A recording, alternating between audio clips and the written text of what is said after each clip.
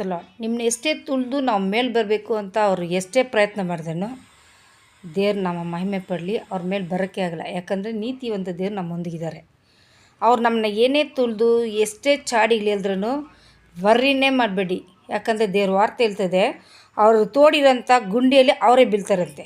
ಕೆಲವ್ರ ಸ್ವಭಾವ ಆ ರೀತಿ ಇಲ್ಲದನ್ನು ಹುಡುಕ್ತಾರೆ. ಯಾವ ರೀತಿ ತಪ್ಪು ಹುಡ್ಕೋಣ ಅಂತ. ಒಂದು ಕಾಲಕ್ಕೂ ಅದು ಜಯ ಹೊಂದೋದಿಲ್ಲ. ಯಾಕಂದರೆ ದೇವ್ರು ನಮ್ಮೊಂದಿಗಿದ್ದಾರೆ. ಅದೇ ರೀತಿ ದೇವ್ರ ವಾರ್ತೆಗಳು ಹೇಳ್ತದೆ, ಮೌನವಾಗಿರು, ನನ್ನ ವಾಗ್ದಾನಗಳನ್ನು ನೀನು ಕೈಗೊಂಡು ನಡಿ, ನೀನು ನಡೆದಾಗ ಯುದ್ಧ ನಾನು ಮಾಡ್ತೀನಿ ಅಂತ ದೇವ್ರ ವಾರ್ತೆಗಳು ಹೇಳ್ತದೆ.